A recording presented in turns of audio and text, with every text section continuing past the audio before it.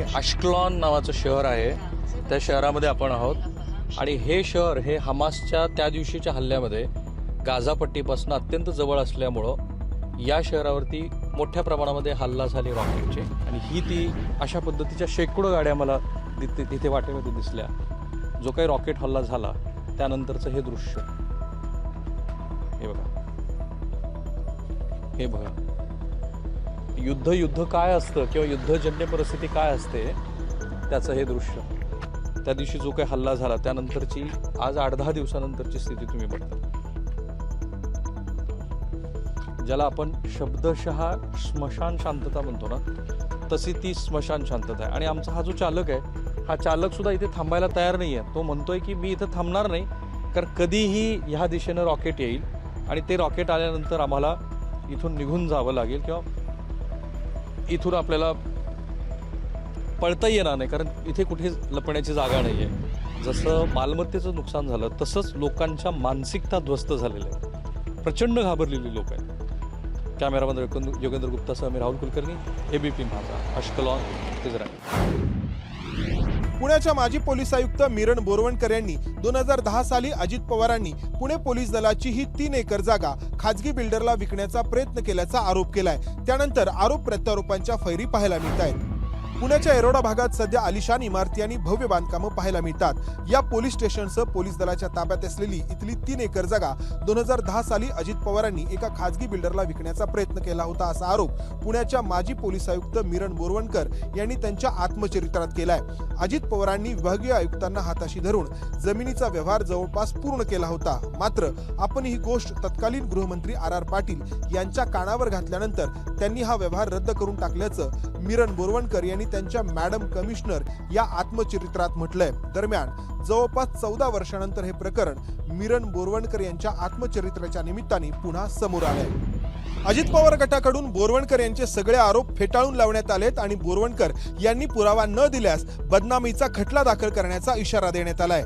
Cameraman Amol गवाळेसह Mandar Gunjari, ABP माझा, Pune. Madam commissioner या माजी पोलीस आयुक्त मीरा चड्ढा बोरवणकर यांच्या पुस्तकानं महाराष्ट्राच्या राजकारणात खळबळ उडाली आहे.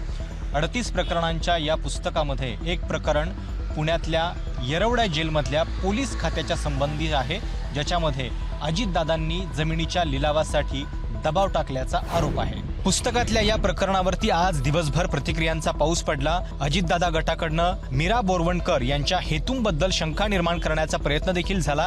या सगळ्याला एका पत्रकार परिषदेमध्ये मीरा बोरवणकर यांनी उत्तरं देखील दिली. यापुढे राज्यामध्ये ज्या ज्या ठिकाणी अशा पद्धतीनं पोलीस खात्याचा किंवा सरकारी जमिनीचा प्रश्न असेल तर त्या सगळ्यांची चौकशी झाली पाहिजे असं विधान सुद्धा त्यांनी केलं. या पर्टिक्युलर केसमध्ये येरवड्याच्या प्रकरणामध्ये मात्र पोलीस जमीन पोलिसांकडेच राहिली, त्यामुळं चौकशीची गरज नसल्याचं देखील त्या म्हणाल्या आहेत. सोबतच या सगळ्या प्रकरणामध्ये RR पाटील, पृथ्वीराज चव्हाण यांच्या संदर्भात सुद्धा खूप महत्त्वाची विधानं त्यांनी केलेली आहेत. राजकीय दृष्ट्या अनेक तात्कालिक कारणं बघून आरोप होत असले तरी हे सगळं पुस्तक आपण वर्षभरापूर्वीच लिहिलेलं होतं, हे मीरा बोरवणकर यांनी पत्रकार परिषदेमध्ये स्पष्ट केलं.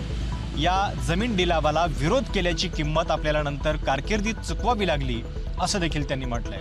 कॅमेरामॅन वेद पांडेसह प्रशांत कदम, ABP माझा, नवी दिल्ली. कोणत्याही राजकीय पक्षातल्या 2 वरिष्ठ नेत्यांमध्ये वाद किंवा स्पर्धा असणं हे आता काही नवीन नाहीये. मात्र काँग्रेस पक्षात अंतर्गत स्पर्धा ही सातत्याने समोर येताना दिसते. मनोज जरांगे यांच्या सभेनंतर आज वडेट्टीवार यांनी नागपूरमध्ये ओबीसी नेत्यांची बैठक बोलावली, तर दुसरीकडे मुंबईमध्ये सुद्धा नाना पटोले यांनी ओबीसी सेलच्या नेत्यांची बैठक बोलावली. त्यामुळे ओबीसी आरक्षणाच्या मुद्द्यावरून पटोले आणि वडेट्टीवार यांच्यात अहमहमिका पाहायला मिळते. याआधीही लोकसभेच्या जागा वाटपासंदर्भातल्या चर्चेत समन्वय समितीत कोणाला प्रतिनिधित्व द्यायचं यावरून काँग्रेस नेत्यांमध्ये मतभेद समोर आले होते. याआधीही पक्षाची सद्यस्थिती बदलायची असेल तर प्रदेशाध्यक्ष बदलण्याची गरज आहे असं सांगत विजय वडेट्टीवार, शिवाजीराव मोघे आणि सुनील केदार यांनी काँग्रेस अध्यक्ष मल्लिकार्जुन खरगे यांच्याकडे नाना पटोलेंबाबत नाराजी व्यक्त केली होती. लोकसभा निवडणुका जवळ आल्यात, अशातच राज्यामध्ये काँग्रेसचा एकही लोकसभा खासदार नाही. त्याच्यामुळे काँग्रेसच्या 2 वरिष्ठ नेत्यांमधले हे असे वाद हे काँग्रेस पक्षाला निश्चितच परवडणारे नाहीत. कॅमेरामन अजित शिवथरकर सह मनीष पाठक, ABP माझा, मुंबई. मुंबई पोलिसांच्या गुन्हे शाखेनं सोलापुरात येऊन एक मोठी कारवाई केली आहे आणि सोलापुरातल्या चिंचोळी MIDC परिसरात MD बनवणाऱ्या एका कंपनीचा पर्दाफाश मुंबईच्या गुन्हे शाखेनं केला. खरं तर चिंचोळी MIDC परिसरात असलेली ही कंपनी गेल्या अनेक वर्षांपासून बंद असल्याचं इथलं स्थानिक सांगतायत. मात्र इथं कोण येत होतं, कोण जातं याची माहिती देखील इथल्या स्थानिकांना माहिती आहे. आणि याच कंपनीच्या मध्ये बंद पडलेल्या कंपनीमध्ये MD बनवत असल्याची माहिती जी आहे ती मुंबईच्या गुन्हे शाखेला मिळाली होती आणि त्यानुसार मुंबई पोलिसांचं गुन्हे शाखेचं पथक जे आहे ते काल संध्याकाळच्या सुमारास इथं आलेलं होतं आणि आपण इथं बघताय की कंपनीचे जे प्रवेशद्वार आहे तिथं अशा पद्धतीनं जे कुलूप आहे त्याला सील करण्यात आलेलं आहे.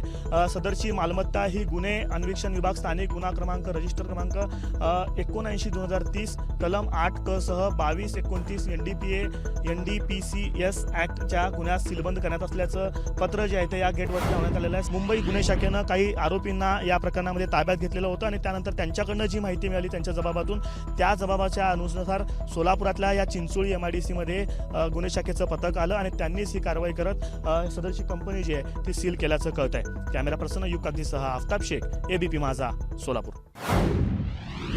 बनावट जात प्रमाणपत्राद्वारे वैद्यकीय शिक्षण घेतलेल्या वडील आणि लेकीविरुद्ध सायन पोलिसांनी फसवणुकीचा गुन्हा दाखल केलाय. डॉक्टर जगदीश राठोड यांनी 2022 साली नीटची परीक्षा दिली. विमुक्त जाती आणि भटक्या जमातींसाठी नीटच्या परीक्षेच्या क्रमवारी यादीचं निरीक्षण केल्यावर राठोड यांना अंतरा रघुवंशी यांचं नाव आढळलं. ती त्या प्रवर्गाशी संबंधित नव्हती. त्यानंतर RTI प्रक्रियेद्वारे राठोड यांनी अधिक तपास केला. राठोडांचं पत्र आल्यानंतर बार्टीनं ते नाशिक जिल्ह्यातील जात प्रमाणपत्र समितीकडे पाठवले. समितीनं अंतराने प्रवेश घेतलेल्या इगतपुरीच्या SMBT मेडिकल कॉलेजला पत्र पाठवलं आणि अंतरा अनिल रघुवंशी यांच्या जात प्रमाणपत्राची विनंती केली. त्यानंतर हे सगळं बिंग फुटलं आणि डॉक्टर राठोडांनी सायन पोलीस ठाण्यात फिर्याद दिली. राठोड यांच्या तक्रारीच्या आधारे सायन पोलिसांनी डॉक्टर अंतरा रघुवंशी आणि तिचे वडील डॉक्टर अनिल रघुवंशी यांच्या विरोधात FIR दाखल करून पुढील तपास सुरू केला आहे. कॅमेरामन अरविंद वारगेसह मी अल्पेश करकरे, ABP माझा, मुंबई. ससून रुग्णालय ड्रग्ज प्रकरणी कसब्याचे आमदार रवींद्र दंगेकरांनी मुख्यमंत्र्यांना एक पत्र लिहून ललित पाटील प्रकरण विशेष तपास यंत्रणेकडे किंवा CID कडे सोपवण्यात यावं ही मागणी केली आहे. तर दुसरीकडे राज्याचे गृहमंत्री देवेंद्र फडणवीसांनी ललित पाटीलला आम्ही शोधून काढू असा विश्वास व्यक्त केला आहे. ललित पाटील जे ड्रग्सच्या संदर्भात होते ते 2 आठवड्यापासून फरार आहे, अजून मिळत नाहीये ते. आणि सापडतील, जातील कुठे, शोधून काढू त्यांना. त्यांचे जे बाकी साथीदार बंधू होते ते सापडलेच ना, त्याच्यामुळे तेही सापडतील, जातील कुठे. क्राईम कंट्रोल कॉन्फरन्स घेऊन अधिकाऱ्यांना ड्रग्जवर कारवाई करण्याचे निर्देश दिले होते. त्यानंतर आता जिल्हा पातळीवर समित्या स्थापन केल्या असून त्या समित्या कारवायांवर लक्ष ठेवून असल्याचं फडणवीस यांनी सांगितलंय. कॅमेरामॅन अमोल गवाळेसह मी मिकी गई, ABP माझा, पुणे. राष्ट्रवादी काँग्रेसचे आमदार रोहित पवार यांच्या बारामती ॲग्रो संदर्भात मुंबई उच्च न्यायालय येत्या गुरुवारी महत्त्वपूर्ण निर्देश देणार आहे.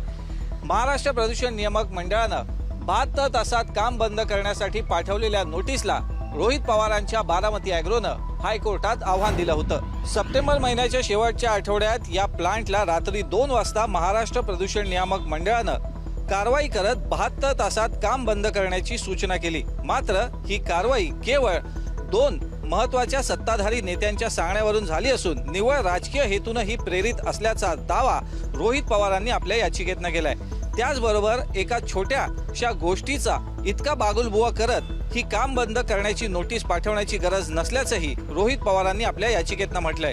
तर दुसरीकडे प्रदूषण नियामक मंडळ मात्र कायदा आणि नियमावर बोट ठेवत पाठवलेली नोटीस आणि होणार असलेली कारवाई ही कायदेशीर असल्याचा दावा करत आपल्या भूमिकेवर ठाम आहे. तुर्तास मुंबई उच्च न्यायालयानं 18 ऑक्टोबर पर्यंत या कारवाईला दिलेली स्थगिती कायम आहे. तेव्हा आता 19 तारखेला हायकोर्ट यावर काय निर्देश देतं यावर सर्वांच्या नजरा लागल्या आहेत. कॅमेरामन गजानन बाळापूरकर, समय राणे, ABP माझा, मुंबई. शिवसेना